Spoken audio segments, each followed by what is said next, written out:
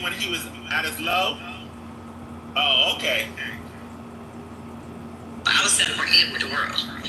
And I just feel like everybody trying to crucify me for it. Like, you was his biggest advocate, you was his cheerleader, but I was just celebrating when the world was celebrating him. So why am I being crucified, or why am I being separated? Yeah.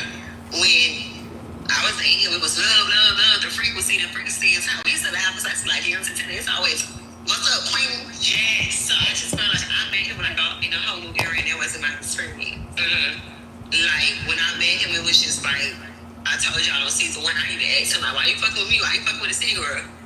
Yeah. Why you coming into my world? Because I'm on some whole other shit. Like, you know my lyrics and stuff. Yeah. And it's just like, when I got with him, he was just a man. Like, it was more of like, okay, we ain't gonna do that. We gonna sit, we gonna communicate, we gonna get solutions. What's going on? Like, we ain't even going that route. So that was my experience with him. So a lot of the things that people really like say about him, you didn't experience that as in dating. That's not something that you saw. So is that the reason why you never said anything? Is that the reason why when all of these allegations and lawsuits came apart? Like, why didn't you speak? Because I can't speak on something that wasn't my experience. And I can't speak on something that I don't know. I can't speak on these allegations because I wasn't around at the time. I don't know that person, and that wasn't my experience. So with you being, I feel like, a survivor of domestic violence, he never hit you in a relationship. He was never violent. It was something that you had to tolerate, or that wasn't a part of, because I feel like that's the biggest thing to him right now is, what he going through in these lawsuits, and that's one of the biggest problems that black people have when y'all have these certain situations. Y'all think that the black girl is supposed to be on the side, and that's very triggering for y'all because y'all black community love to support every other movement but their own. Never. So they wanted her to speak on the situation, and she wanted to mind her business. I have a question for you, black community. If she would have spoke out and Diddy would have did something to her, what the fuck y'all motherfuckers was gonna do? What were y'all gonna do? Period. So don't ask no woman to speak about no situation that ain't got shit to do with her or the community of her.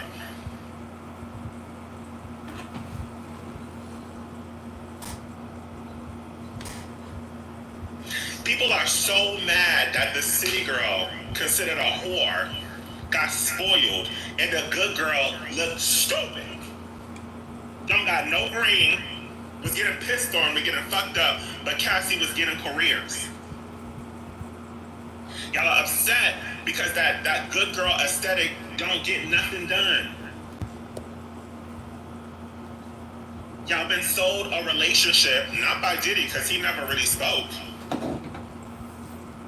But Cassie sold it to everybody that he was the greatest man ever. And all Carisha said was, the nigga spoiled me, so what's good?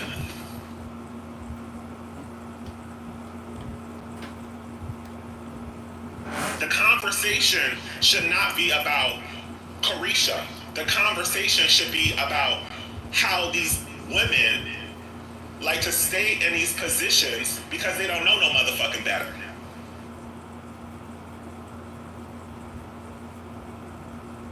How did we deflect to Carisha?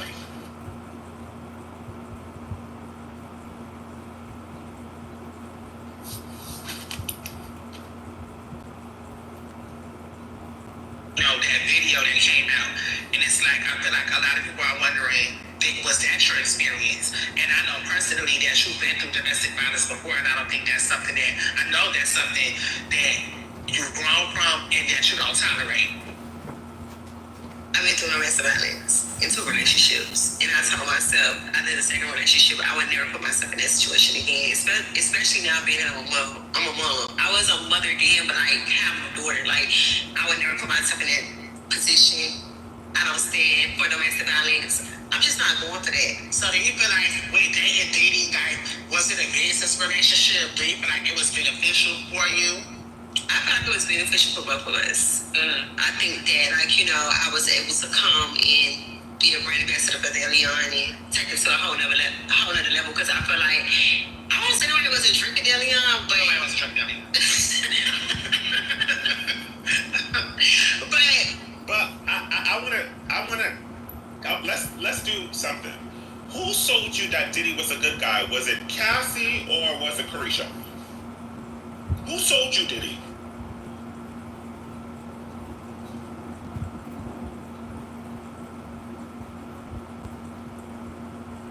Who sold you Diddy? Was it did Carisha come out and say, "Oh, he's a great guy, he's a great father, he's amazing"?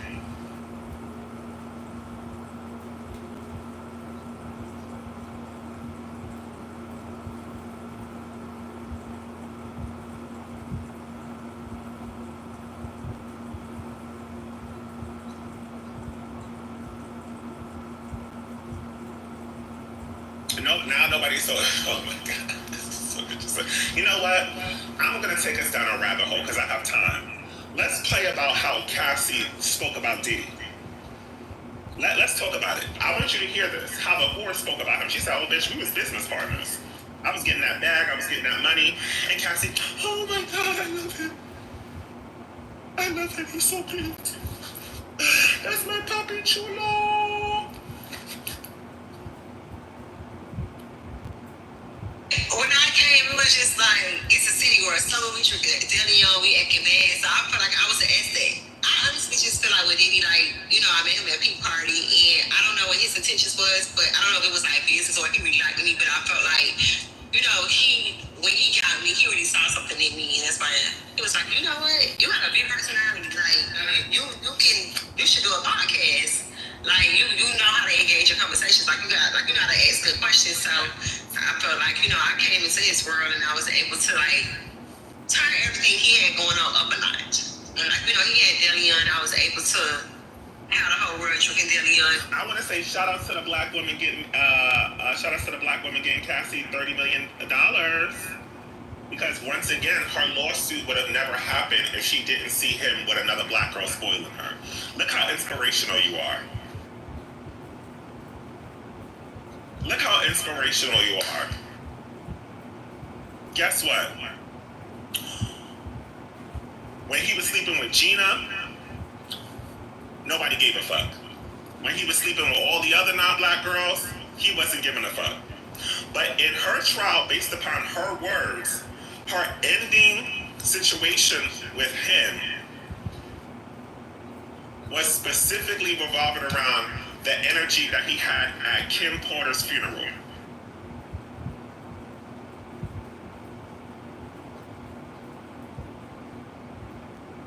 Sorry, y'all. My nigga here. And he's in the room. You're gonna have to step out for a second.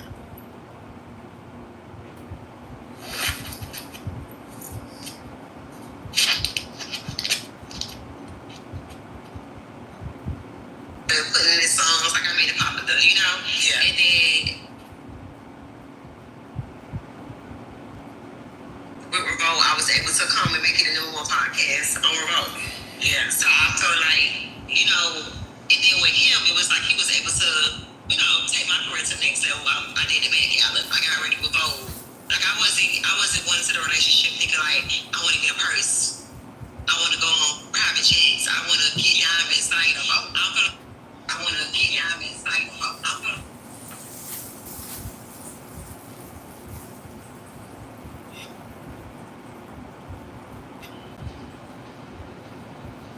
Can you hear me now? Okay.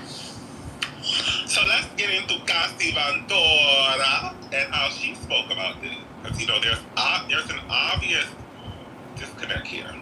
Okay? Cassie